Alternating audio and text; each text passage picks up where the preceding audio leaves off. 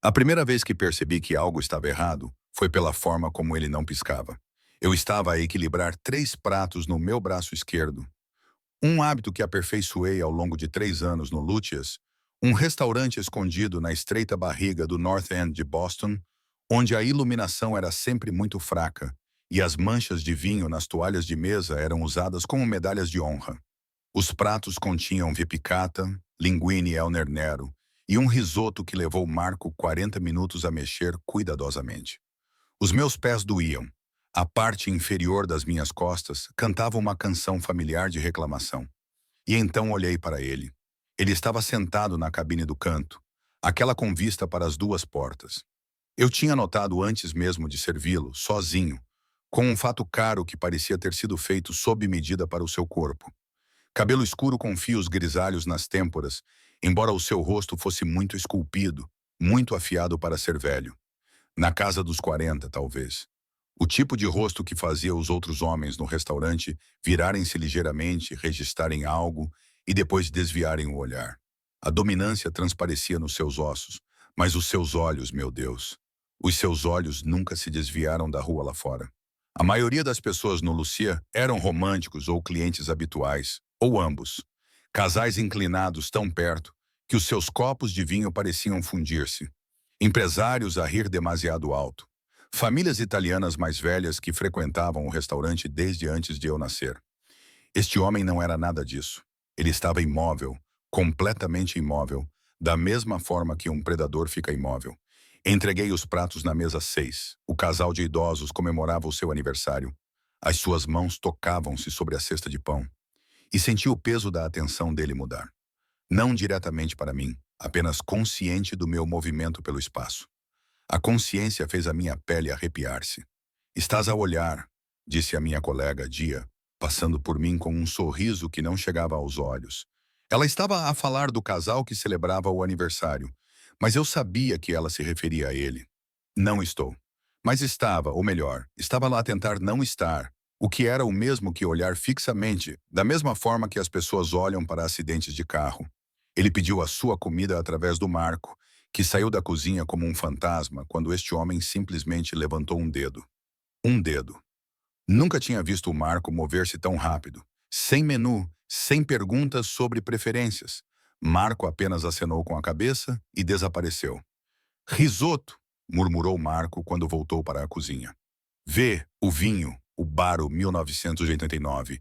Como é que sabe? Perguntei. As mãos de Marco pararam sobre a sua bancada. Ele era velho, ancião, realmente era dono do Lucia's há 30 anos. E os seus olhos tinham aquele olhar que os homens velhos têm quando se lembram de algo que gostariam de poder esquecer. Alguns homens, disse ele baixinho, você simplesmente sabe o que eles querem. Eu deveria ter perguntado mais. Eu teria perguntado, mas a correria do jantar chegou como uma onda. E na hora seguinte eu me perdi naquela estranha dança do serviço. A memória muscular, o sorriso que vivia no meu rosto, a geometria cuidadosa dos pratos, talheres e copos de vinho. Era o tipo de trabalho que deixava a mente vagar enquanto o corpo permanecia preciso. A minha mente vagueou até a mesa do canto. Ele comia devagar, cada garfada deliberada. Reparei que ele não verificava o telemóvel, porque toda a gente verificava os telemóveis, mesmo as pessoas que fingiam não o fazer. Ele não se mexia. Não conversava com a única empregada que o servia. Simplesmente existia naquele espaço como se fosse seu, o que, como mais tarde descobri, era a única forma que ele conhecia de existir em qualquer lugar. Quando levei a conta, certifiquei-me de não olhar diretamente para ele. Obrigado, disse ele. A sua voz era baixa, com textura de pedra desgastada pelo tempo. Ela pousou em algum lugar no meu peito e não se moveu. Claro, disse eu, e pude ouvir-me soando profissional, distante, o que era bom, porque eu estava a começar a não sentir nenhuma dessas coisas. Posso trazer-lhe mais alguma coisa? Não. Mas ele olhou para mim naquele momento. A sério? Olhou, e naquele momento, o restaurante pareceu reduzir-se apenas àquela cabine de canto. A luz da vela incidia na borda do seu queixo. As suas pupilas eram tão escuras que pareciam engolir a luz. Ele tinha uma cicatriz que ia da maçã do rosto até a borda da boca, fina como um fio. E eu me perguntei que tipo de violência deixaria uma marca tão precisa. Não é daqui, disse ele. Sou.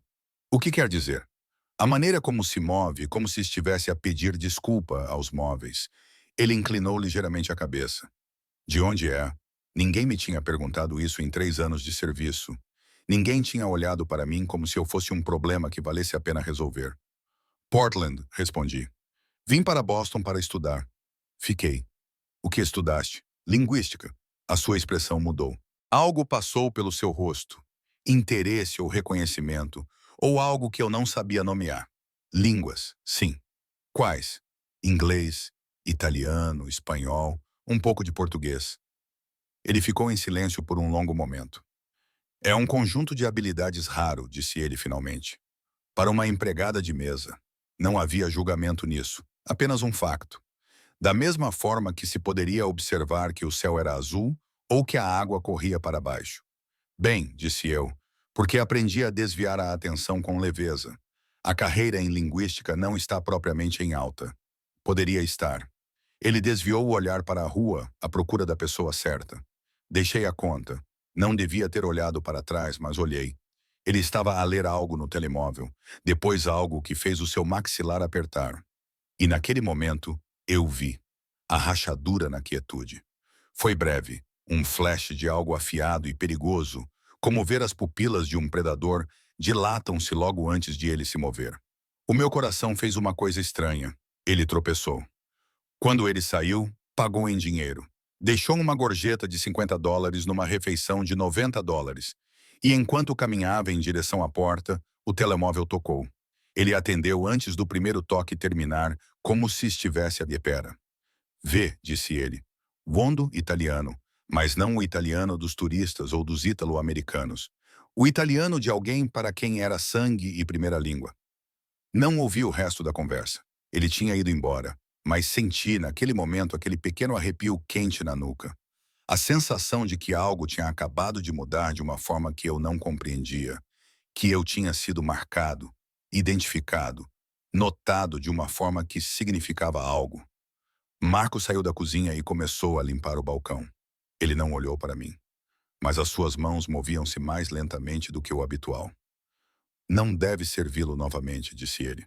O quê? Se ele voltar, avise a Dia. Qualquer pessoa menos você, Marco. Do que você está a falar? Ele finalmente olhou nos meus olhos, e à luz refletida das velas nos espelhos antigos de Lucia, ele parecia assustado. Aquele homem, disse ele baixinho, não é o tipo de pessoa que percebe as coisas por acaso. Ele percebeu você. E agora que percebeu, ele parou de falar, balançando a cabeça. Agora você está dentro do mundo dele. Quer queira, quer não. Isso é loucura, eu disse. Mas as minhas mãos tremiam enquanto eu limpava a mesa onde ele se sentara. Marco estava errado. Ele tinha que estar. Só que não estava, porque 3 noites depois, quando eu voltava para casa a pé pelas ruas chuvosas do extremo norte, meu trajeto habitual pela Salem Street em direção ao meu apartamento, eu o vi novamente. Ele estava parado debaixo de um toldo do outro lado da rua, fumando um cigarro, observando-me. E dessa vez eu tinha certeza de que ele estava esperando. Não corri. Esse foi o primeiro erro, e pensei nisso 1000 vezes desde então. Se tivesse corrido, talvez isto não tivesse acontecido. Mas a minha mãe criou-me para ser educado, para enfrentar as coisas diretamente, para não fazer cena. Então, parei de andar. Virei-me. Olhei para ele do outro lado da rua encharcada pela chuva, enquanto a cidade cantava a sua canção noturna indiferente ao nosso redor. Ele largou o cigarro e atravessou a rua em minha direção. Mesmo agora, sabendo o que sei, não consigo explicar adequadamente a dualidade daquele momento. O medo e a atração existiam simultaneamente, como duas correntes no mesmo corpo de água. O meu instinto de sobrevivência gritava. Tudo em mim que descendia de pessoas que entendiam o perigo o reconhecia nele. E, no entanto, havia algo mais. Algo que o reconhecia da mesma forma que se reconhece uma música que se esqueceu de amar. Sou Dante Russo, disse ele quando chegou até mim.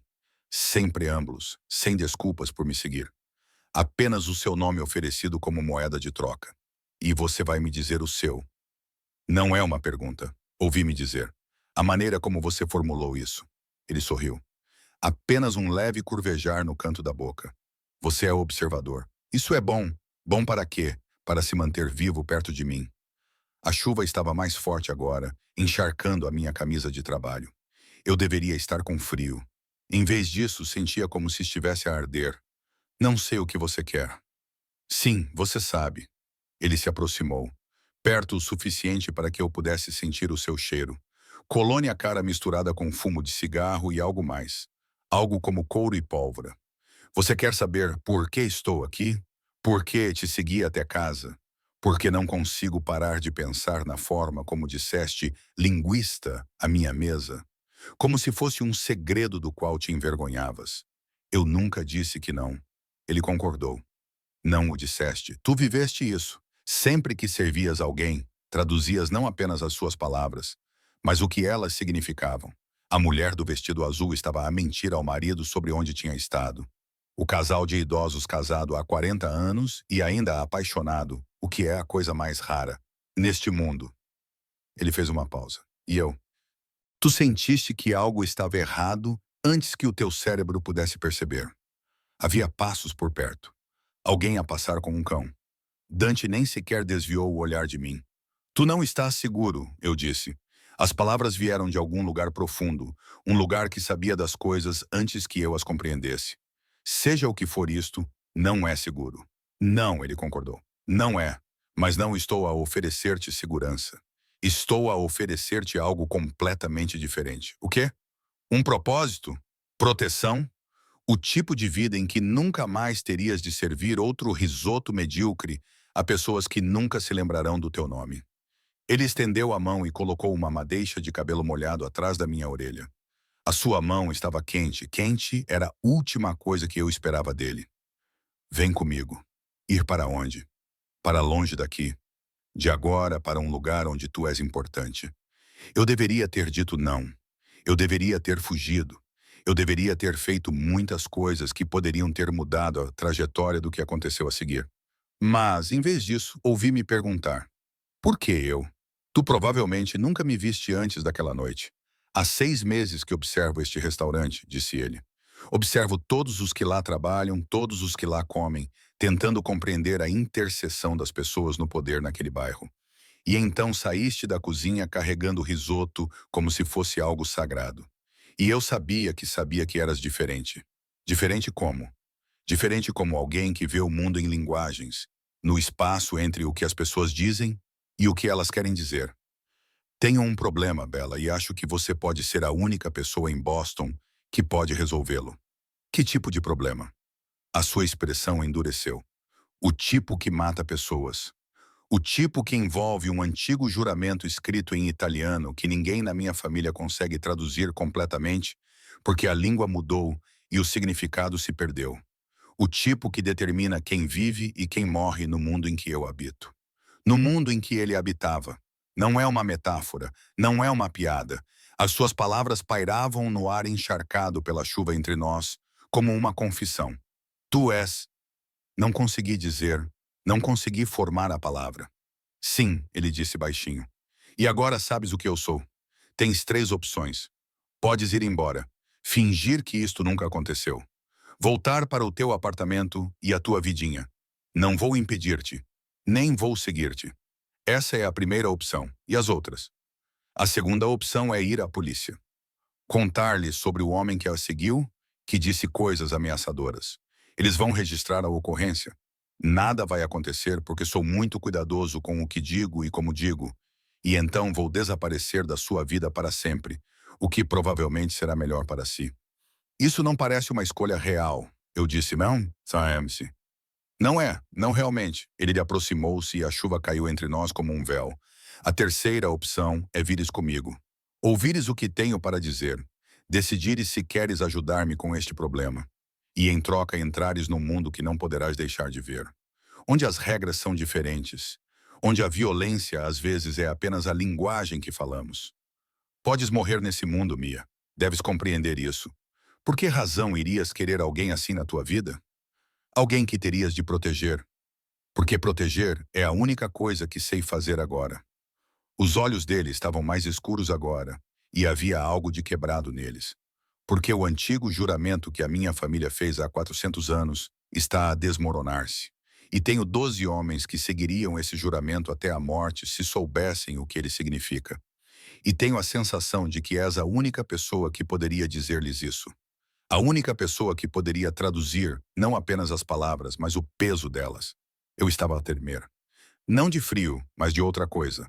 Algo que parecia reconhecimento, como o destino, como o momento antes de cair. Se eu disser sim, sussurrei, o que acontece então? Então ele disse, e segurou o meu rosto com as duas mãos com uma gentileza que parecia impossível para alguém com a sua aparência.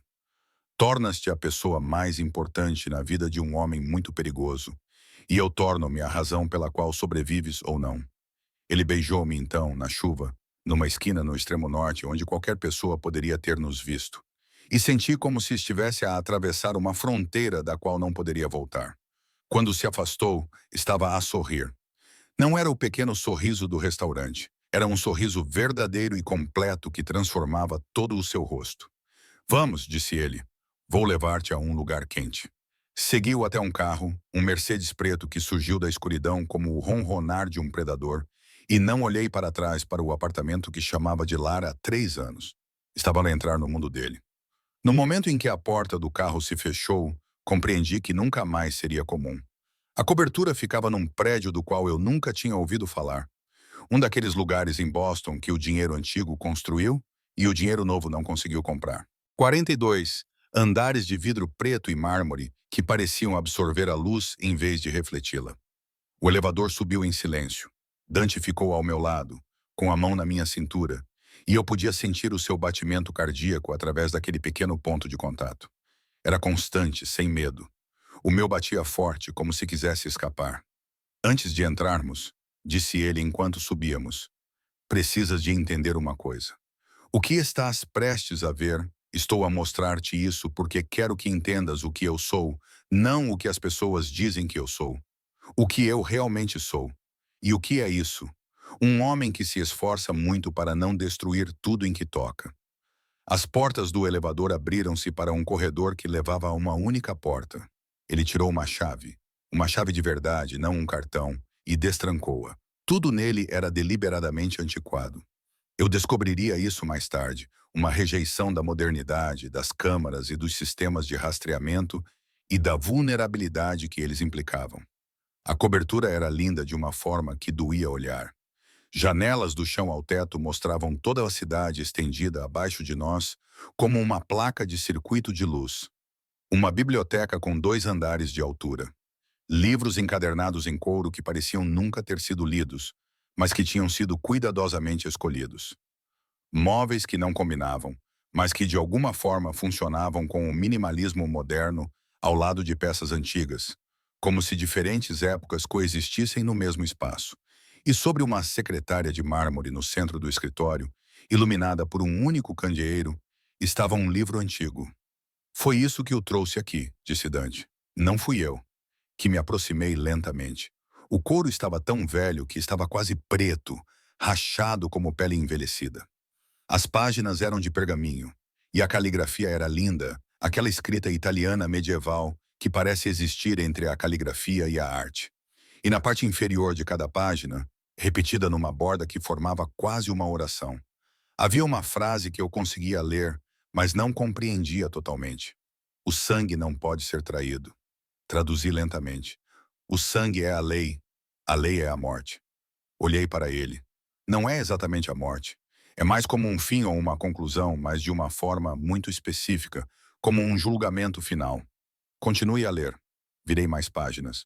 O texto era denso, escrito numa espécie de italiano poético que tinha elementos arcaicos que eu tinha de analisar cuidadosamente. Contava a história de gerações de uma família que fizeram um juramento, ligando-se uns aos outros, não apenas através do sangue, mas através de um pacto que parecia quase religioso. A linguagem estava impregnada de simbolismo. O solo de Nápoles, o mar que os rodeava, a igreja que os abençoava e condenava. Isto é lindo, ouvi-me dizer. Isto é, fiz uma pausa procurando a palavra certa. Isto é profundo. Quem escreveu isto compreendia algo sobre pertencer, sobre o peso de escolher a família acima de tudo o resto. Leia a última página. Eu li e fiquei sem fôlego. A última entrada tinha a data de 400 anos atrás e não era da mesma mão que o resto. Era áspera, apressada, escrita com o que parecia ser sangue verdadeiro. A tinta, ou qualquer que fosse o líquido usado, tinha ficado castanho escuro e a caligrafia estava trêmula. Ilang Sangar Adesso Laort, traído por aquele que eu amava mais do que a minha alma. Sangue exige sangue. A lei foi quebrada agora. A morte é o único caminho. Alguém quebrou o juramento. Eu sussurrei. Alguém o quebrou. Dante confirmou, e a repercussão foi escrita na lei da família daquele momento em diante. Dívida de sangue eterna passada de geração em geração. Todos os homens da minha família crescem sabendo que, em algum lugar do nosso passado, aconteceu uma traição que nunca pode ser perdoada, apenas controlada. O que significa controlada? Significa que o meu avô matou a linhagem do homem que quebrou o juramento. 3 homens, o traidor, o seu filho, o seu neto. Ele matou-os não em guerra, mas em paz. Executou-os como um julgamento. Dante aproximou-se da janela. As luzes da cidade refletiram nos seus olhos e fizeram com que parecessem carvões em brasa. E esse ato, essa manutenção violenta do juramento, tornou-se a base de tudo o que a nossa família faz. Não somos homens de negócios. Somos executores de uma lei antiga. Fechei o livro com cuidado. As minhas mãos tremiam. Por que me contou isso? Porque preciso de saber se consegue lidar com quem eu sou. Não apenas que sou perigoso, que o perigo está escrito nos meus ossos, ao nível celular. Que há homens nesta cidade que o matariam se achassem que isso me enfraqueceria. Que tenho sangue nas mãos por escolhas que fiz muito antes de saber que você existia e que terei mais sangue nelas antes que isto acabe. Ele virou-se para mim, e à luz da lâmpada, a sua cicatriz destacava-se como uma linha branca de divisão. Quero que fique, mas precisas de saber o que significa ficar. Significa que a tua vida se torna moeda de troca num mundo onde as pessoas negociam com o sofrimento humano. Significa que eu te protegerei. Mas essa proteção tem um custo. Significa que ele nunca terminou. Ouviu-se um barulho vindo do outro quarto. Um estrondo, alto e violento. Dante moveu-se mais rápido do que eu jamais tinha visto um humano mover-se com uma arma subitamente na mão. O seu corpo inteiro transformou-se em algo predatório e encoberto. Fica, disse ele, e a sua voz tinha mudado. Tinha se tornado naquela voz grave e perigosa que eu tinha ouvido brevemente no restaurante.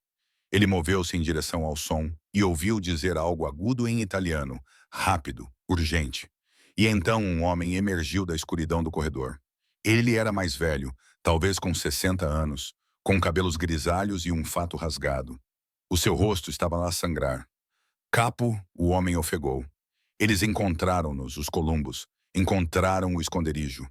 Ele desabou contra a moldura da porta. E só então viu o sangue a espalhar-se pela sua camisa. Dante apanhou-o, segurando-o na vertical com uma força que parecia impossível. Mateo, disse Dante. E havia algo na sua voz que eu nunca tinha ouvido antes. Devastação. Mateo, fica comigo. Foi uma armadilha. Mateo ofegou. Alguém de dentro, alguém dos nossos contou-lhes. O que quebrou o juramento? Capo, está a acontecer novamente. Assim como nas velhas histórias, a traição. Não, disse Dante bruscamente. Não fale, não gaste o seu ar. Vou chamar um médico. Mas eu pude ver o momento em que Mateo entendeu que nenhum médico viria. Não há tempo. Os seus olhos ficaram distantes. Amorei-o, disse ele, olhando para além de Dante para uma pequena fotografia na secretária. Uma mulher sorridente. Desculpa. Não consegui manter o juramento. Mantiveste-o, disse Dante, e ouvi-o chorar. Não de forma dramática, não com som, apenas lágrimas a correrem-lhe pelo rosto enquanto o seu corpo permanecia perfeitamente, anormalmente imóvel. Mantiveste-o melhor do que ninguém. Mateo morreu nos seus braços. Não desviei o olhar. Não fugi. Observei Dante segurar um homem morto enquanto as luzes da cidade continuavam a sua marcha indiferente pelo chão da cobertura. E então entendi o que ele estava a tentar me dizer. Este era o seu mundo. Não era glamouroso, não era romântico, apenas uma série de perdas empilhadas umas sobre as outras, até você ficar tão pesado que mal conseguia se mover. Ele deitou Mateo no chão gentilmente e se levantou. E quando ele olhou para mim, seus olhos estavam vazios. Podes ir agora, disse ele, sem julgamentos, sem consequências. Apenas vai. Pensei nisso por 10 segundos. Pensei em caminhar em direção ao elevador, apertar o botão, descer para o mundo onde pessoas como Mateo morriam nos braços de seus amantes enquanto lhes serviam risoto. Em vez disso, caminhei até Dante e, muito lentamente, peguei sua mão coberta de sangue na minha. Diz-me o que precisas que eu faça, disse eu. Ele olhou para as nossas mãos como se pertencessem a outra pessoa, e então puxou-me para si e abraçou-me com tanta força que eu não conseguia respirar. Naquele momento, ele deixou de ser um chefe do crime. Tornou-se algo menor e mais humano. Um homem que acabara de perder alguém e precisava de saber que pelo menos uma pessoa neste mundo não desapareceria. Preciso que me ajudes a traduzir, disse ele no meu cabelo. Preciso que me ajudes a entender quem quebrou o juramento. Porque se Mateo estava certo, se alguém dentro da minha família está a passar informações para os Columbos, então não são apenas informações. É um desafio. É a antiga traição a acontecer novamente. Ele afastou-se e olhou para mim. E preciso que o faças enquanto estamos em guerra. A penthouse transformou-se da noite para o dia numa sala de guerra. Homens começaram a chegar. 8 deles, todos com a mesma qualidade de violência controlada que Dante carregava. Eles apareceram no escritório enquanto eu ainda estava no andar superior da biblioteca, traduzindo passagens do antigo juramento com uma precisão frenética que eu não sabia que possuía. A adrenalina no meu sistema tinha se tornado a minha nova base. Dormir parecia um luxo para os vivos.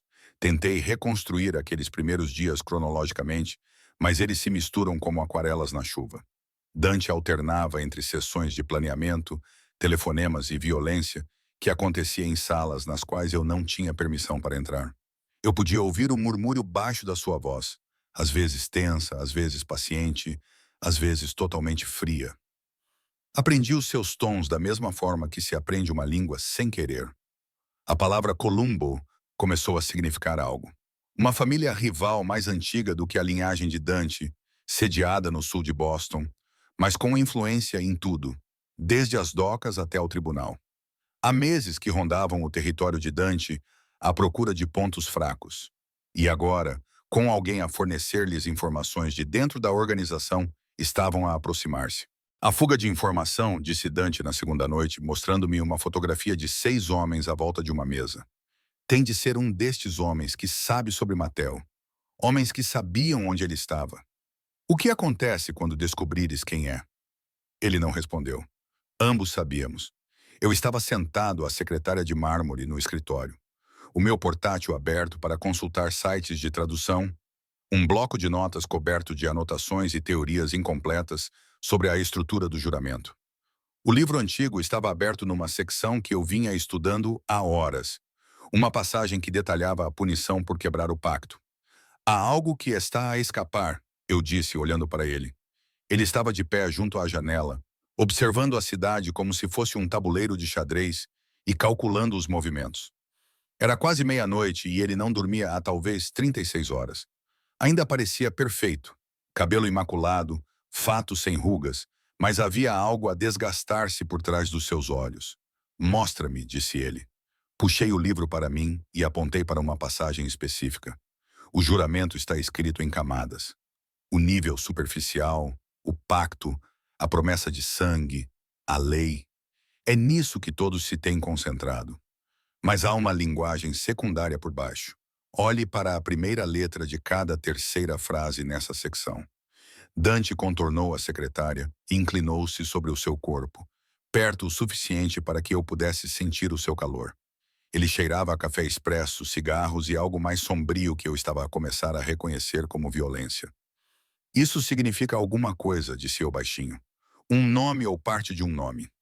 Marcelo. Marcelo. É Marcelo Russo? Disse ele e a sua voz tornou-se perigosa novamente. O meu tio, irmão do meu pai, morreu quando eu tinha 20 anos. Como ele morreu? Dante ficou muito quieto. Ele foi executado por traição por vender informações sobre as operações da família aos Colombos e a punição. Folheei as páginas, procurando a seção que detalhava as consequências da traição. O juramento afirma que toda a linhagem do traidor deve ser eliminada. Não apenas o próprio homem, a família, o sangue. Eu sei, disse Dante baixinho. Então tu mataste o meu avô. Mataste Marelo, e o filho de Marelo, e a filha do filho de Marelo, a minha prima. Ele afastou-se de mim e voltou para a janela. Ele era muito rigoroso em manter a lei. Compreendi então, de uma forma que nunca tinha compreendido antes, o peso real daquele antigo juramento. Não era poesia ou simbolismo. Era permissão. Era a palavra de Deus escrita há 400 anos e confirmada com sangue, que dizia que esse era o preço da traição. E o preço não era medido pela vida de um indivíduo, mas pelo apagamento de toda uma linhagem. Se alguém estiver a quebrar o juramento novamente, eu disse com cuidado: quem você mataria? Não me pergunte isso. Eu preciso perguntar. Se vou ajudá-lo, preciso entender as regras deste mundo. Ele virou-se para mim e a sua expressão era algo entre dor e raiva. As regras são que protegemos os nossos acima de tudo. Que a lealdade é a única moeda que importa. Que a traição é respondida com a morte. E se essa morte exigir matar alguém que você ama, a sua voz falhou ligeiramente. Então você mata essa pessoa e carrega esse peso até morrer. Você matou o seu primo? Não, foi o meu pai. A confissão pairou no ar entre nós como uma ferida. Por que estás a contar-me isso? Por que pediste? Porque estou cansado de mentir sobre quem sou. Porque ele parou. E quando ele continuou, a sua voz era quase um sussurro. Porque tenho medo de que, se não te contar a verdade, tu irás embora quando perceberes. E não acho que conseguirei sobreviver a isso depois do Mateo. Levantei-me e caminhei até ele. A cobertura de repente pareceu muito pequena. Apenas nós, a cidade e o peso antigo da lei familiar pressionando-nos de cima. Estendi a mão e toquei seu rosto, minha palma contra sua cicatriz, e senti-o tremer. Não vou embora, eu disse. Você vai. Todos acabam por ir, menos eu. Ele beijou-me então com um desespero que parecia afogamento. E eu compreendi que era isso que ele temia desde o início. Não que eu o julgasse, mas que eu o julgasse e ficasse na mesma, o que era de alguma forma pior do que se eu simplesmente fugisse. O meu telefone tocou. Era a Gia do restaurante. A sua voz estava aguda e em pânico. Não, tens de voltar. Agora mesmo. Há homens aqui à tua procura. Disseram que sabem para onde foste, que estás com Dante Russo. Disseram para te dizer que os Columbo estão... Desliguei o telefone do restaurante. Disse que eles tinham encontrado o restaurante. Dante já estava em ação, dando ordens aos homens nas outras salas. O seu modo de negócios, o seu modo implacável, a parte dele que não era capaz de bondade ou dúvida. Protejam a minha localização, disse ele ao telefone. Mande 3 homens para North End. Lúcia está na Salem Street. Se alguém perguntar pela empregada de mesa, se alguém receber uma mensagem, diga que ela está sob a proteção da família Russo. Se alguém tocar nela, vamos destruir a operação deles. Ele desligou e olhou para mim. Agora estás segura, disse ele. Qualquer um que tentar usar-te contra mim morre. Entendes isso? Essa é a lei. É assim que sobrevivemos neste mundo. Eu acenei com a cabeça, mesmo sem entender.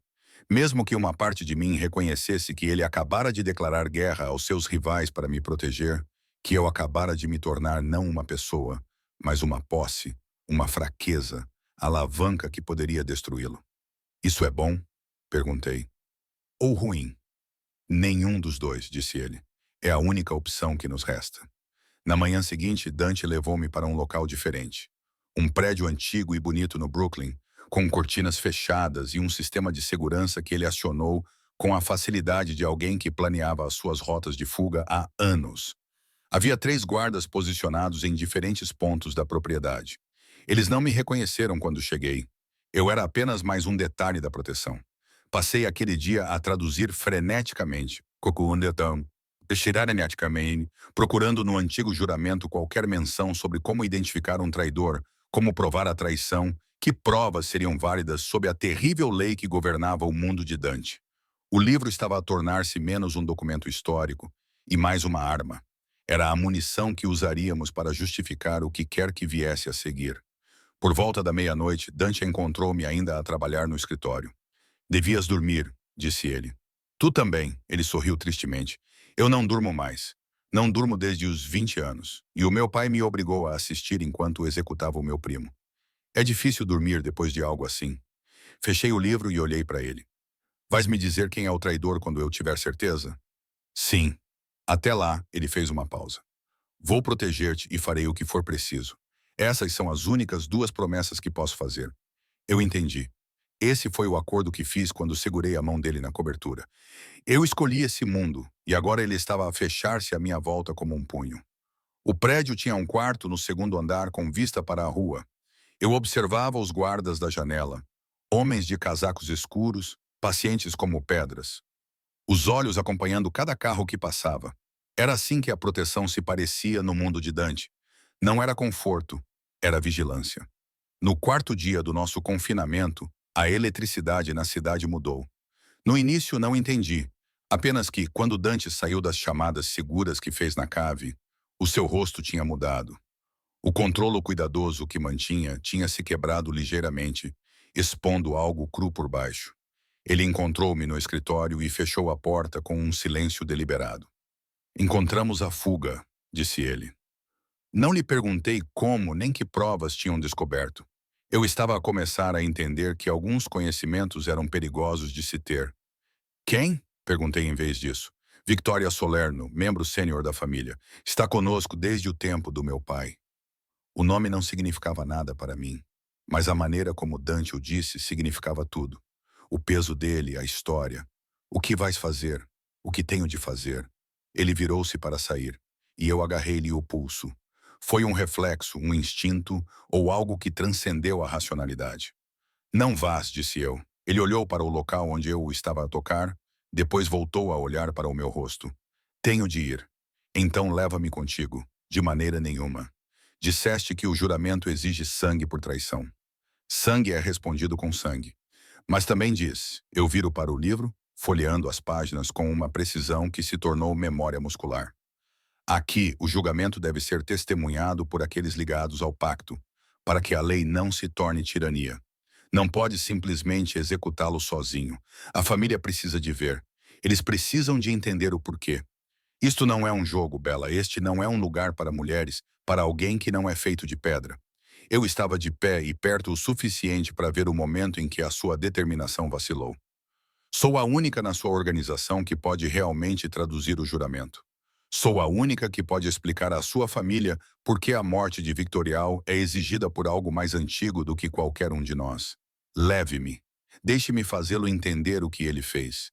Deixe-me dar um contexto à sua traição em vez de apenas um corpo. Está a pedir-me para levá-lo a um assassinato. Estou a pedir-te que me deixes fazer parte do teu mundo, o mundo real.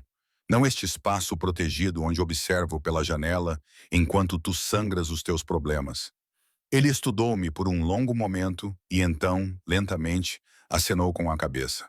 O armazém ficava à beira-mar. Lembro-me disso porque senti o cheiro do sal e da podridão da decadência industrial antiga. O chão era de betão, imaculado, o que parecia inadequado para o que estávamos ali para fazer. 3 dos seus homens trouxeram Vittorio por uma porta lateral. Ele estava com os olhos vendados e as mãos amarradas. E quando viu Dante e depois me viu, a sua expressão mudou de confusão para compreensão e finalmente para algo que parecia quase alívio. O juramento, disse ele com a voz áspera. Trouxeste-a para o juramento. Ela está aqui porque vai ler as acusações contra ti, disse Dante. Porque a palavra dela tem um peso que nenhum italiano, exceto um italiano antigo, tem. E porque quando morrer, morrerá sabendo exatamente por quê. Victoria riu. Era um som como vidro a partir-se. Acha que eu não sei por quê? Acha que trabalhei com os Columbo durante 5 anos, sem entender o que estava a fazer? Dante não disse nada. O seu rosto tinha se tornado uma máscara. Filo porque estava cansada. Victorial continuou, cansada do juramento, cansada do sangue, cansada de estar presa a algo escrito por homens mortos há 400 anos. O teu pai, que Deus o tenha em paz. Ele estava disposto a matar a própria sobrinha para manter esta máquina a funcionar. E tu estás disposto a fazer o mesmo. Então, sim, eu disse aos Columbos onde Matel estava. Sim, eu contei-lhes sobre as tuas rotas de abastecimento e os teus contactos no tribunal. Fiz isso porque alguém precisava de quebrar este ciclo de violência. Tu quebraste a fé, ouvi-me dizer. Ambos os homens olharam para mim. Caminhei em direção a Vitório com o livro antigo pesado nas mãos. Tu compreendeste o juramento quando o fizeste. Compreendeste o que estavas a concordar. E depois violaste-o porque o custo parecia demasiado alto.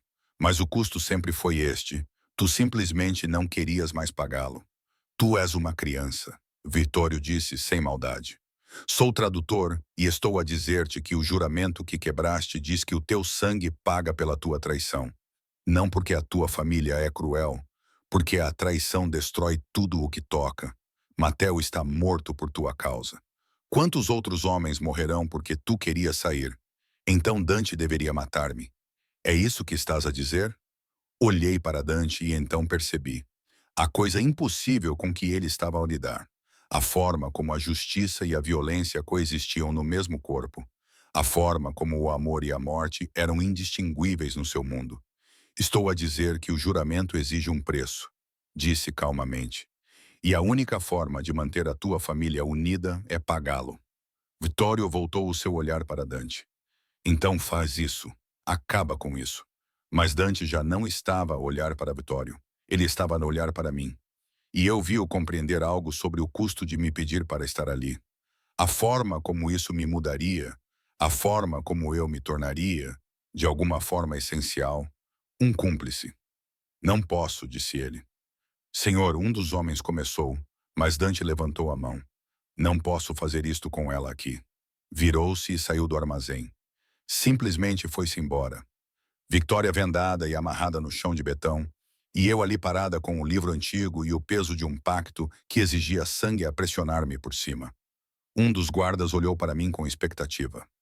Não, disse eu. Não. O que quer que estivessem prestes a fazer, não o façam.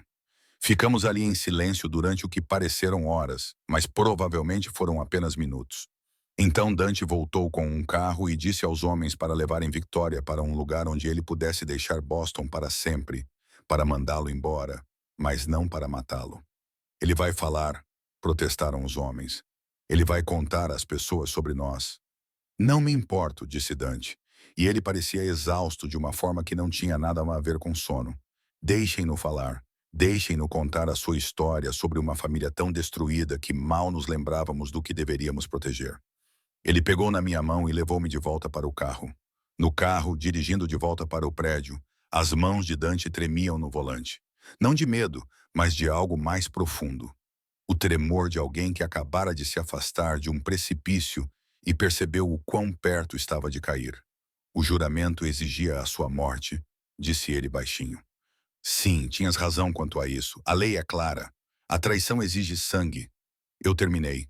Eu sei, mas não consegui fazê-lo. Não contigo ali. Não enquanto estavas a observar e a compreender exatamente o que isso significaria. Ele parou o carro repentinamente numa rua tranquila em Jamaica Plain. Compreendes o que me fizeste? Como me mudaste? Eu tornei-te humano, disse eu. Tu tornaste-me fraco. Não, tu escolheste não te tornar ele. Apontei vagamente para o armazém, para o peso de tudo o que a família dele tinha feito em nome da lei. Tu escolheste outra coisa. E o que acontecerá quando a minha família descobrir que deixei o quebra-juramentos viver? O que acontecerá quando decidirem que eu sou o novo traidor? Eu não tinha uma resposta para isso. Sentamo-nos no carro escuro enquanto a cidade se movia à nossa volta, indiferente e enorme. Vem cá, disse ele finalmente. Eu fui. Ele puxou-me para o outro lado da consola central e abraçou-me como tinha feito na penthouse depois da morte de Mateo, com um desespero quase violento. E eu entendi que me tornara algo diferente para ele. Não uma pessoa lá a proteger, mas uma pessoa que o protegia da pior parte de si mesmo. Os seus lábios encontraram o meu pescoço e ele ficou ali, respirando-me como se eu fosse oxigênio, como se eu fosse a única coisa que o mantinha ancorado ao mundo. Estou apavorado, sussurrou ele contra a minha pele. Estou apavorado com o que estou disposto a fazer por ti. Estou aterrorizado com o que me fizeste tornar. Não és uma pessoa diferente, disse eu, passando as mãos pelo seu cabelo. És apenas uma versão de ti mesmo sem a armadura. E isso é lindo. Isso não é lindo. Isso é fraqueza. Então adoro a tua fraqueza, disse eu. E as palavras saíram antes que eu pudesse impedi-las. Antes que eu entendesse o que elas significavam, ele se afastou e olhou para mim. e sua expressão mudou de confusão para algo desesperado e cru. Não diga isso, você não pode. Por que não? Porque eu vou destruir você. Porque o mundo de onde eu venho vai destruir você. Porque eu vou ter que matar pessoas para mantê-lo seguro e cada morte será por sua causa.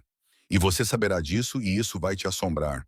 Eu já sei disso, eu disse. E isso não vai me assombrar, porque você vai ser assombrado o suficiente por nós dois. Ele me beijou então com um tipo de violência completamente diferente da violência que eu tinha testemunhado no armazém. Era a violência da necessidade, de um homem se afogando e se agarrando à única coisa que poderia salvá-lo. Era aterrorizante e inebriante na mesma medida. E eu soube naquele momento que tinha cruzado outra fronteira, que não estava mais a observar o mundo dele, mas realmente a habitá-lo. O prédio de tijolos marrons começou a parecer menos um refúgio e mais um confessionário. Dante parou de sair por longos períodos. Em vez disso, ele passava horas no escritório comigo, bebendo café expresso que parecia nunca esfriar, falando sobre coisas que eu acho que ele nunca teve a intenção de dizer em voz alta. Histórias da sua infância. O peso de saber, desde os 10 anos, que a sua família controlava a Zona Norte. A imagem do rosto do seu primo no momento em que o pai dele puxou o gatilho ficou gravada na memória de uma forma que 20 anos de distância não conseguiram apagar. Na sexta noite, ele levou-me a uma sala que eu nunca tinha visto antes. Ficava na cave do prédio, atrás de uma parede que se abria com um código que só ele conhecia. Lá dentro havia algo parecido com um santuário. Fotografias de homens cobriam todas as superfícies. Reconhecia alguns deles de negócios. Homens que tinham sido executados, que se tinham suicidado ou que simplesmente tinham desaparecido. Os seus rostos olhavam das paredes como fantasmas a exigir atenção. Isto é o que eu fiz, disse Dante baixinho. Todos os homens que matei, todas as ordens que dei que resultaram em morte. Guardo as suas fotos porque não quero esquecer. Não quero tornar-me alguém que mata sem se lembrar de quem está a matar. Aproximei-me de uma das fotografias. Um homem na casa dos 50 anos, olhos bondosos. Uma aliança visível na mão esquerda. Quem era ele? Alguém que deveria ser leal, mas falou com a pessoa errada. Mandei matá-lo há 6 anos. Arrepende-se? Todos os dias da minha vida. Virei-me para olhar para ele e foi então que percebi o verdadeiro peso da sua existência, a forma como carregava cada morte como uma pedra no peito. Não era alguém que matava porque gostava. Era alguém que matava porque a lei da sua família assim o exigia. E ele tinha interiorizado essa lei de tal forma que não conseguia distinguir entre a sua própria vontade e os requisitos da lei. Não tens de ser assim, disse eu. Podes ir embora. Podes sair e deixar outra pessoa gerir a organização. Alguém que provavelmente te mataria só para garantir que não te tornas um risco. Ele abanou a cabeça. Não, eu fico porque, se não ficar, a violência piora, fica mais caótica, menos controlada. Há uma lógica na forma como eu dirijo as coisas. Os homens entendem as regras. Eles sabem onde estão os limites. E onde está o limite para mim? Ele olhou para mim com uma expressão que eu não consegui decifrar. Tu não és um limite. Tu és o espaço fora de todos os limites. Tu és a única coisa que encontrei em toda a minha vida adulta que existe fora da lei. Isso não é seguro. Eu sei. Ele puxou-me para si e descemos mais profundamente para a cave. Passe as fotografias para a parede do fundo. Havia uma pintura lá, algo antigo, talvez renascentista, uma Madonna com uma criança. O tipo de arte religiosa que as famílias italianas guardavam como um talismã contra a violência que cometiam em segredo. A minha mãe deu-me isso, disse ele, antes de morrer. Ela disse-me que sabia no que eu me tornaria, que tinha visto isso escrito nos meus ossos desde o momento em que nasci. E ela me fez prometer que eu não me perderia completamente, que eu me lembraria que havia algo divino em mim, mesmo que o resto do mundo não pudesse ver. Você se lembra? Não, não até você. Ele me beijou então com uma ternura que parecia quase sagrada. As suas mãos se moviam pelo meu corpo como se ele estivesse tentando memorizar a minha forma, como se tivesse medo que eu pudesse desaparecer. E eu entendi que era para isso que eu tinha sido trazida ao mundo dele. Não para dar uma solução para os problemas dele, mas para ser testemunha da humanidade dele. Uma pessoa que pudesse ver as partes dele que ele não conseguia mais ver. Fizemos amor num sofá naquele porão. rodeados por fotografias de pessoas mortas. Não foi erótico. Foi algo mais profundo e essencial. Uma espécie de oração oferecida a um Deus em que ele já não acreditava. O seu corpo estava marcado com cicatrizes que eu nunca tinha notado antes. Um ferimento de bala no ombro. Uma queimadura que tinha cicatrizado mal nas costelas. Um ferimento de faca que tinha chegado perigosamente perto do coração. Cada cicatriz tinha uma história. Cada história era uma morte que ele tinha causado ou uma morte da qual ele tinha escapado. "Isso assusta-te?" perguntou ele depois, os dedos traçando padrões na minha pele na escuridão. "Ver o que eu sou." "Não", respondi. E era verdade. O homem com quem eu estava naquele porão não era mais assustador porque eu o compreendia. O medo requer distância, e eu havia eliminado toda a distância entre nós. A ligação veio enquanto ainda estávamos no porão. Um dos guardas trouxe o telefone a Dante com uma urgência que indicava que algo havia mudado. Ele atendeu a ligação e eu vi sua expressão endurecer. Quando ele disse, fosse qual fosse a resposta, mudou alguma coisa. "Estou a voltar. Protejam o local. Ninguém entra sem a minha aprovação explícita." Ele desligou e olhou para mim. "Temos de ir. O que aconteceu? O meu pai. Ele está no hospital. Alguém atirou nele fora de casa. O hospital era privado. O tipo de lugar onde o dinheiro garantia que certos pacientes nunca aparecessem nos registros oficiais. Dante movia-se por ali como um fantasma. A sua presença fazia com que as pessoas se afastassem e desviassem o olhar. Havia um corredor no terceiro andar, onde os seus homens estavam posicionados. 4 deles, com um ar perigoso nos seus fatos escuros, os olhos a acompanhar cada movimento. O seu pai estava deitado numa cama que parecia pequena demais para ele. Mesmo enfraquecido pela idade e pela perda de sangue, ele tinha uma presença enorme. Os seus olhos abriram-se quando Dante entrou e algo parecido com dor cruzou o seu rosto. Não era dor física, mas sim desapontamento. "Tu deixaste-o viver", disse o seu pai. A sua voz era fina como papel, frágil como algo levado pelo vento. "Sim", disse Dante simplesmente.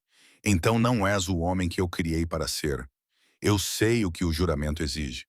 "Eu sei o que ele exige, pai. Sempre soube." Dante puxou uma cadeira para perto da cama e sentou-se. "Eu escolhi quebrá-lo." O seu pai tentou mover-se, um gesto que o fez gemer de dor. "A família vai se destruir. Se mostrares fraqueza, se deixares o juramento ser questionado, então talvez mereça ser destruída", disse Dante. E não havia raiva na sua voz, apenas cansaço. Talvez um juramento escrito com sangue há 400 anos não devesse mais ser a lei. Talvez tenhamos pago o suficiente. "Não podes mudar o que somos." "Não", concordou Dante. "Mas talvez eu possa mudar o que nos tornamos." Ele pegou na mão do pai e eu vi um homem idoso lutar com a constatação de que o seu filho se tinha tornado algo que ele não podia controlar. Algo que transcendia a lei que ele passou a vida inteira a proteger. "Quem te atirou?" perguntou Dante. "Os Colombos ou pessoas que trabalham para eles." "Já não sei. Há demasiados inimigos para controlar. Isso vai mudar.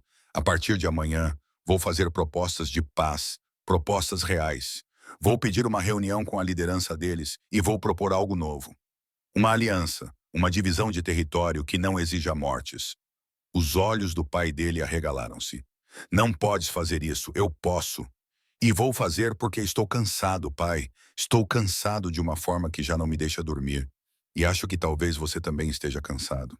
O pai dele fechou os olhos e eu o vi envelhecer mais uma década. Naquele momento, o peso de um antigo juramento finalmente se tornou pesado demais para suportar. O acordo veio 3 semanas depois. Passei esse tempo traduzindo cada seção do antigo juramento. Trabalhei com Dante para criar um documento que recontextualizasse a lei da família em termos que a sensibilidade moderna pudesse entender. O juramento não era maligno. Era um mecanismo de sobrevivência criado por homens que viviam num mundo onde a traição significava a morte. Ao compreender as suas origens, ao contextualizá-lo, poderíamos começar a mudar o seu significado. Ou assim pensávamos. O reaparecimento de Vittorio em Boston foi o primeiro sinal de que tínhamos calculado mal. Ele procurou a família Columbo e ofereceu-lhes tudo o que sabia sobre as operações de Dante em troca de proteção. Mas, mais do que isso, ofereceu-lhes uma narrativa. Disse-lhes que Dante tinha quebrado o antigo juramento, que tinha mostrado fraqueza, que estava a negociar com eles porque já não tinha forças para lutar. Era verdade e era veneno, e funcionou exatamente como pretendido. O tiroteio começou numa sexta-feira. Estávamos num restaurante neutro, onde deveriam ocorrer as negociações preliminares de paz. Apenas Dante, eu e 2 dos seus seguranças. Os representantes de Columbo ainda não tinham chegado. Estávamos à espera e eu estava nervoso de uma forma que parecia premonitória. O telefone de Dante tocou. Ele atendeu a chamada, ouviu algo e todo o seu corpo ficou imóvel de uma forma que eu tinha aprendido a reconhecer. Significava que alguém tinha morrido. Quantos? Perguntou ele baixinho. Não consegui ouvir a resposta, mas pude percebê-la pela forma como ele fechou os olhos. Proteja as famílias deles, disse ele. Dinheiro, realocação, o que for necessário. Eles morreram por mim. Não vou abandoná-los. Ele desligou e olhou para mim. 3 dos meus homens foram mortos, emboscada num armazém em Javier. Os Columbos estão a dizer que não foram eles, que foram operadores independentes a trabalhar para Vitório. Que as negociações de paz agora são impossíveis, então eles podem culpar-te pela violência. Eu disse que eles podem dizer que foste tu quem começou. Sim. O que vais fazer? Ele levantou-se. Os homens que estavam a uma distância discreta apareceram de repente, percebendo a mudança na sua energia. Da mesma forma que os animais percebem a pressão atmosférica antes de uma tempestade. Vou declarar guerra. As palavras pairaram no ar como uma maldição. É isso que o Vitório quer, eu disse. É exatamente isso. Não me importo com o que o Vitorial quer. 3 homens estão mortos porque tentei ser misericordioso. 3 mulheres ficaram viúvas porque eu quis quebrar uma lei antiga. Este é o preço da minha fraqueza e eu não vou mais pagá-lo. Ele se moveu em direção à porta, mas eu agarrei o seu braço. Os guardas ficaram tensos, com as mãos indo em direção às armas, mas Dante levantou a mão para detê-los. Você não pode, eu disse. Você não pode voltar a isso. Eu não vou deixar. Não tens escolha. Tenho sim. Posso ir embora. Posso afastar-me disto agora mesmo e nunca mais olhar para trás. Algo passou pelo seu rosto. Dor, tristeza, o reconhecimento de que o seu mundo estava a fechar-se novamente, apertando o seu domínio. Então vai, disse ele. Vai-te embora. Protege-te. Não queres que eu vá embora. Não, ele admitiu. Quero que fiques. Quero que fiques e me mantenhas humano enquanto faço algo desumano. Mas não vou pedir-te isso. A escolha é tua. Eu estava a chorar. Percebi que lágrimas corriam pelo meu rosto, sem que eu percebesse. Elas tinham começado. O juramento, eu disse. O juramento antigo. A última parte que eu tenho evitado, traduzindo-a porque sei o que diz. Mas está lá. Esteve lá o tempo todo. Queres saber o que diz? Sim. Diz que a lei da família só pode ser quebrada por escolha. Que o sangue não pode exigir sangue se não houver ninguém disposto a derramá-lo. Que o juramento só tem o poder da crença das pessoas que o fazem. Peguei no meu telemóvel e mostrei-lhe a tradução em que estava a trabalhar em segredo.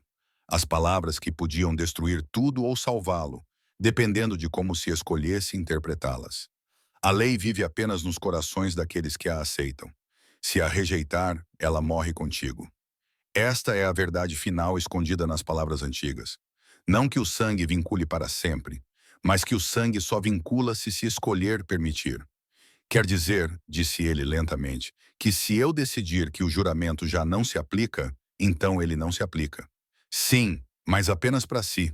Apenas se estiver disposto a ser aquele que o quebra voluntariamente, completamente, e aceitar as consequências. As consequências são todos descobrirem que a família Russo já não segue a lei. Todos nos desafiarão. Todos se moverão contra nós. Sim. Ele ficou em silêncio por muito tempo.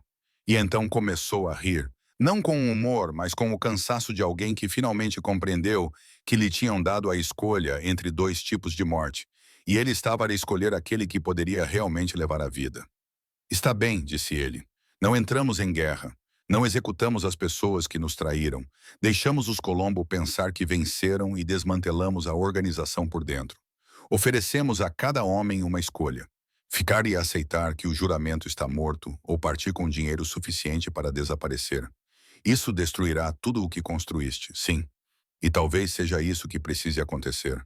Ele puxou-me para perto e beijou o topo da minha cabeça. Desculpa por ter te envolvido nisto. Desculpa por ter te mostrado o pior de mim. Não peças desculpa. Eu precisava de ver tudo de ti.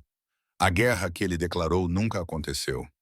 Em vez disso, ele fez algo mais devastador. Chamou todos os membros da sua organização ao armazém, onde Vitório estava lá amarrado, e ficou diante deles comigo ao seu lado. Anunciou que a família Russo estava a dissolver-se, não a ser tomada, não a ser reestruturada, a ser encerrada. O antigo juramento está morto. Ele disse, estou a acabar com isso. E ao acabar com isso, estou a libertar-vos. Cada um de vocês serviu esta família com sangue e sacrifício. E vocês merecem mais do que isso. Vocês merecem vidas que existam fora da violência, fora da lei escrita na linguagem da morte. Os homens olharam uns para os outros, confusos, zangados, aterrorizados. Tinham sido criados neste mundo da mesma forma que ele. O juramento não era apenas uma lei, era uma identidade. E os Columbo? Um deles perguntou. E as famílias que juraram matar-nos? Isso é comigo, disse Dante. Vou encontrar-me com eles e vou oferecer-lhes algo que eles nunca desejaram mais do que a guerra: paz. E a razão pela qual posso oferecer-lhes paz verdadeira é porque já não estou preso à lei que dizia que todos os conflitos devem ser resolvidos com sangue. Ele olhou para mim e eu compreendi que tudo o que eu tinha feito, todas as traduções, todas as escolhas, todos os momentos em que eu tinha estado com ele naquele porão, tinham levado a isso, ao momento em que ele poderia ser livre. A família Colombo não acreditou nele. Eles achavam que a proposta de paz era uma armadilha, um último recurso de um homem desesperado. Então eles atacaram. Mataram 2 dos seus homens que ainda restavam do lado de fora do seu prédio. Queimaram o armazém onde as suas operações eram realizadas. Colocaram uma recompensa pela sua cabeça que atraiu todos os mercenários e famílias criminosas do Nordeste. E Dante respondeu não com violência, mas com rendição. Ele entrou sozinho e desarmado num esconderijo dos Colombo. Sentou-se à frente dos seus líderes e ofereceu-lhes tudo. Informações sobre todas as operações, todos os contactos, todos os dólares. Em troca, eles deixaram-no desaparecer. A reunião durou 8 horas. Esperei num quarto de hotel a 12 quarteirões de distância, sem saber se ele voltaria, sem saber se a violência da qual eu o ajudara a escapar finalmente o alcançaria. Eu tinha o livro antigo comigo e sentei-me na cama traduzindo passagens que já havia traduzido centenas de vezes. As minhas mãos tremiam tanto que mal conseguia segurar a caneta.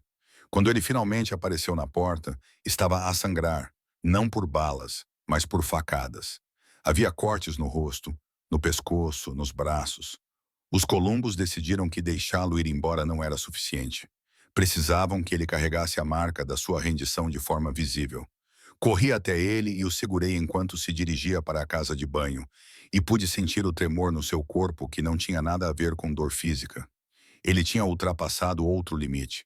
Ele tinha escolhido a vulnerabilidade em vez da força num mundo onde a vulnerabilidade era fatal.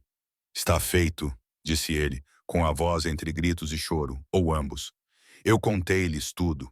As nossas raízes, os nossos fornecedores, os nossos políticos corruptos. Tudo o que construímos vai passar a ser deles.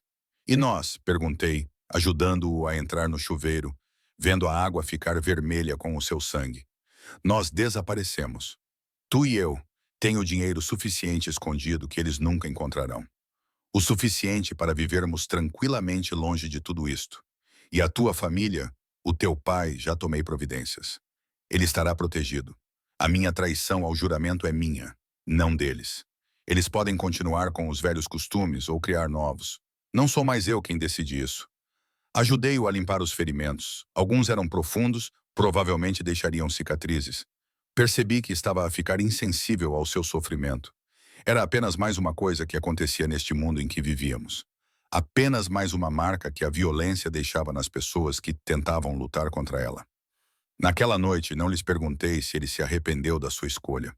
Eu sabia que sim. Podia ver isso na forma como ele se movia com menos confiança. Como se abandonar o juramento também tivesse abandonado a sua certeza sobre quem ele era. Mas também sabia que a alternativa, permanecer naquele mundo, proteger a lei, tornar-se mais duro e frio até não restar nada de humano, teria sido uma morte mais lenta. Agora não tínhamos nada, Nenhum poder, nenhuma proteção, nenhum futuro que qualquer pessoa inteligente desejasse. Mas tínhamos um ao outro e tínhamos a escolha de manter as coisas assim. Teria de ser suficiente. A casa segura em Vermont era pequena, tranquila, cercada por bosques que pareciam absorver o som. Nunca tinha conhecido um silêncio como aquele antes. Não o silêncio tenso do prédio, onde cada som significava perigo, mas o tipo de silêncio que vinha de estar genuinamente afastado do mundo. Ficamos lá por 6 meses. Durante o dia, Dante sentava-se na varanda e observava a floresta e eu podia vê-lo lutando com a sua nova identidade ou com a falta dela. Ele tinha sido definido pelo poder por tanto tempo que não ter nenhum era como perder um membro. Ele movia-se pela pequena casa como um fantasma. Ajudava nas tarefas mundanas, mas estava fundamentalmente ausente do momento presente. Tentei chegar até ele. Cozinhei refeições que ele não provava. Li para ele livros que ele não absorvia. Deitava-me ao lado dele à noite e sentia a tensão no seu corpo como uma corda esticada demais. Uma noite, cerca de 4 meses depois, ele finalmente cedeu. "Preciso de voltar", disse ele. Estávamos sentados do lado de fora, observando as cores do outono transformarem a floresta em fogo. Era o tipo de momento que deveria ser tranquilo, mas as suas palavras envenenaram o ar entre nós. "Não, não precisa", eu disse, embora soubesse que ele estava certo. "O meu pai está a morrer, morrendo de verdade. Não apenas a morte que ele vem enfrentando a vida toda. E eu estou aqui fingindo ser alguém que não sou. Está segura aqui? Não quero estar segura. Quero ser eu mesma." Ele virou-se para me olhar, e a sua expressão era devastadora. E eu mesma existo naquele mundo. Tentei fugir dele, mas não consigo. Fugir do juramento não é o mesmo que fugir de quem eu sou. Então, o que isso significa para nós? Significa que tenho que voltar. Tenho de estar lá para os últimos dias do meu pai. Tenho de ver se a família consegue sobreviver sem a lei antiga ou se vão destruir-se a si próprios lutando pelo poder. Tenho de... Ele parou, procurando palavras. Tenho de parar de fugir. Se voltares, os Colombo vão matar-te. Deste-lhes tudo. Agora és um risco. Talvez, ou talvez a minha utilidade tenha me rendido um adiamento. Talvez eles me deixem ficar com a minha família enquanto o meu pai morre. Eu queria discutir.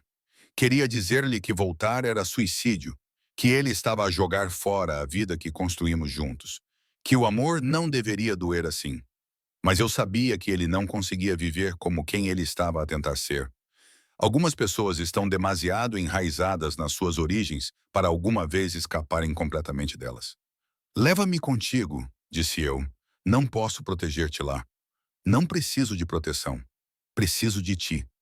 Ele puxou-me para si e beijou-me, e eu senti o sabor do sal e do arrependimento, e a terrível consciência de que este era o início do fim. Voltamos para Boston numa manhã fria no final de outubro. Dante encontrou-se primeiro sozinho com o Colosso para negociar o seu breve adiamento. Esperei no carro, com as mãos no colo e o livro antigo ao meu lado. Mantive-o comigo durante tudo, no armazém, em Vermont, em todos os momentos em que segurá-lo parecia segurar um fantasma. Quando ele voltou, estava pálido, mas vivo. "3 semanas", disse ele. "Estão a dar-me 3 semanas para estar com a minha família. Depois disso, devo desaparecer para sempre. Sair do país, nunca mais contactar ninguém em Boston. E vais fazer isso?" "Sim, porque a alternativa é ser executado de uma forma que envie uma mensagem a todos os outros sobre o que acontece quando se trai a família Colombo." Fomos para o hospital em silêncio. O pai dele estava num quarto privado com vista para toda a cidade. Mesmo moribundo, ele dominava o espaço com a sua mera presença. Quando viu Dante, os seus olhos encheram-se de lágrimas. "Meu Piglio", disse ele. "Meu filho." Esperei no corredor enquanto eles conversavam. Eu podia ouvir o murmúrio baixo da voz de Dante e, ocasionalmente, a voz mais áspera e fragmentada de seu pai, como se falar estivesse se tornando difícil. Eles estavam se despedindo da maneira que só a família pode fazer, com todas as coisas não ditas e todas as maneiras como falharam um com o outro, compreendidas, mas não ditas em voz alta. Quando Dante saiu, ele estava com os olhos vermelhos. "Ele está orgulhoso de mim", disse ele. E a maneira como ele disse isso deixou claro que essa era a última coisa que ele esperava ouvir. Ele disse: Eu fiz o impossível. Fiz uma escolha que não era nem lei nem caos, e sobrevivi a isso. Ele disse que gostaria de ter tido força para fazer o mesmo. Disse-lhe que tinha de partir? Sim, ele compreende. Já tomou providências para a transição da família. Aqueles que quiserem continuar com os velhos costumes podem separar-se e formar a sua própria organização. Aqueles que quiserem algo diferente podem criar algo novo. De qualquer forma, a família Russo, tal como era, deixará de existir. O pai dele morreu 3 dias depois, com nós dois ao seu lado. E eu vi Dante chorar de uma forma que não tinha nada a ver com culpa, poder ou o antigo juramento. Ele chorou como um filho, como alguém que finalmente fez as pazes com o homem que o criou, apenas para ter essa paz imediatamente seguida pela perda. A última semana em Boston foi tempo roubado. Dante cumpriu as suas obrigações restantes, reunindo-se com membros da família, supervisionando a dissolução das operações, transferindo ativos para pessoas em quem confiava. Fiquei perto dele sem interferir, mas presente, testemunhando o fim de uma era. No 7º dia, voltamos para o prédio em Brookline. Agora parecia diferente, mais vazio, ou talvez apenas mais honesto do que antes. Todas as fotografias dos mortos ainda cobriam as paredes da cave, mas pareciam menos acusações e mais a consequência natural de se viver num mundo construído sobre a violência.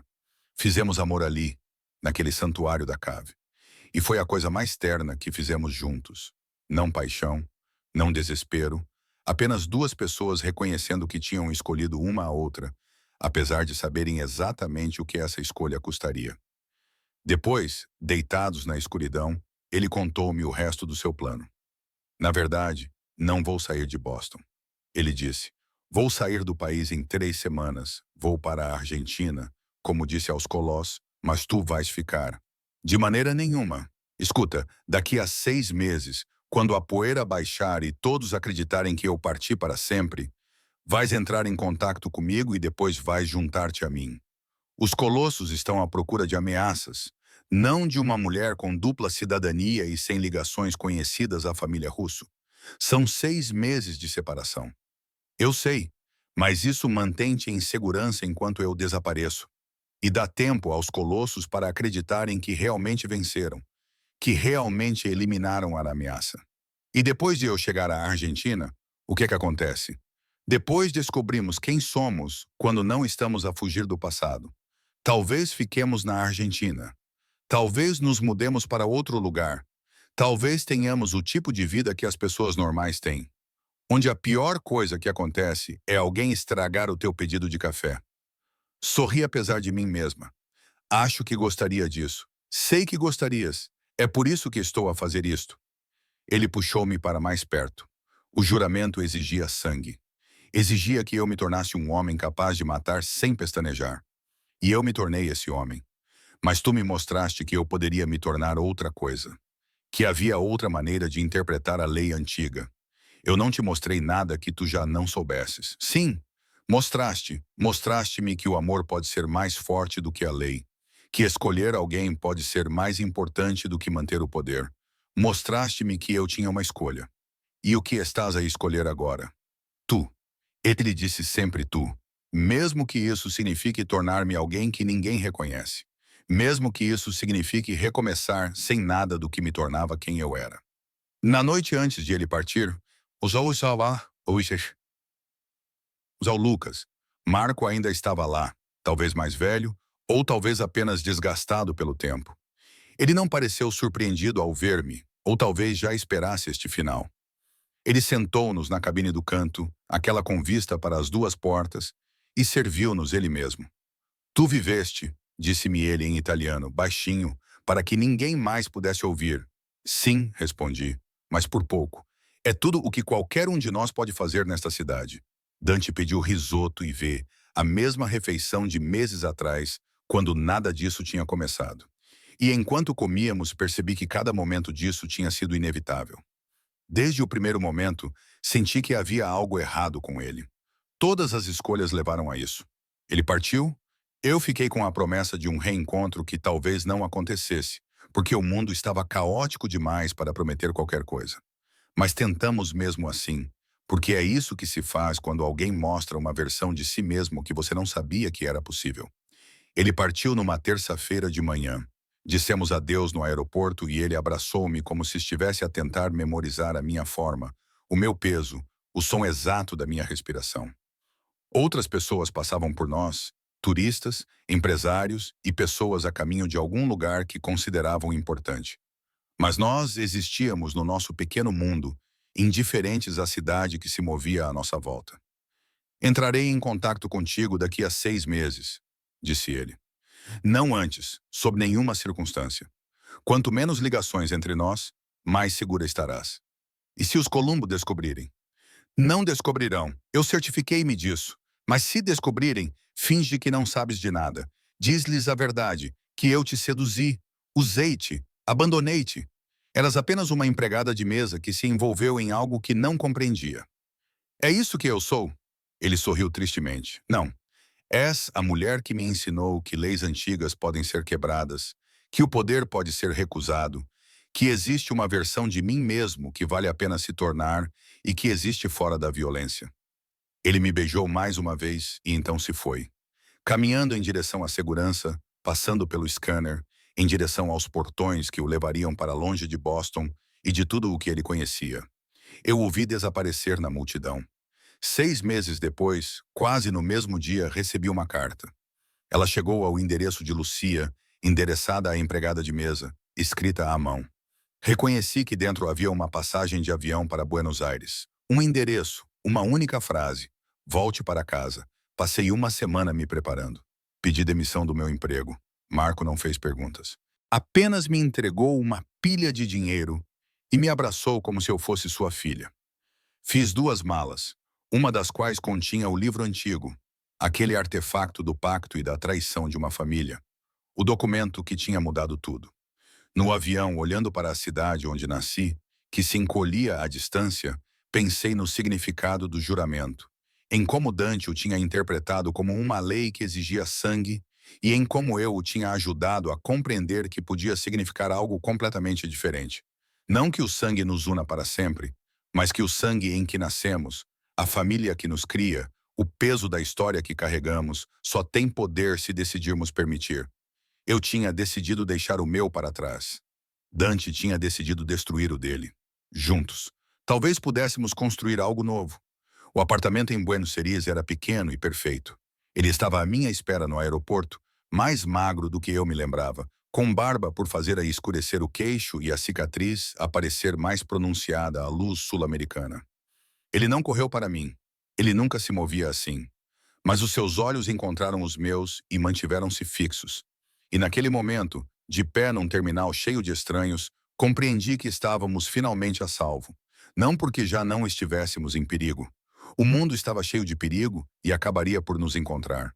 Mas porque nos tínhamos escolhido conscientemente, com pleno conhecimento do que a outra pessoa era, e essa escolha era mais forte do que qualquer lei antiga, ele pegou nas minhas mãos. Bem-vinda à casa, disse ele. Esta não é a nossa casa. A nossa casa é... Parei porque não sabia como terminar a frase. Casa era o lugar de onde vieste, o lugar ao qual pertencias, e eu já não pertencia a lugar nenhum. Eu tinha queimado essa ponte quando me afastei de Boston. Não, disse ele. Mas será. Vou garantir isso. Ele puxou-me para si e eu enterrei o rosto no seu peito e senti-o respirar. Firme, vivo, presente de BCM. Saímos do aeroporto para a luminosidade de Buenos Aires, e eu não olhei para trás. O antigo juramento estava na minha mala, um fantasma de uma vida que tínhamos deixado para trás. E cada palavra que eu traduzi, cada significado que descobri nos levou até aqui, a um momento em que finalmente poderíamos ser algo além do que a lei exigia. No final, o segredo mais importante do juramento não estava escrito em nenhuma das páginas antigas. Era algo que Dante tinha aprendido através da dor, da violência e da escolha de mim. A lei vive nos corações daqueles que a aceitam. Se a rejeitares, ela morre contigo. E em Buenos Aires, com a sua mão a segurar a minha, caminhando em direção ao táxi que nos levaria para o resto das nossas vidas, senti a antiga lei finalmente quebrar, não com violência, traição ou sangue, mas com amor. E essa foi a única tradução que alguma vez importou.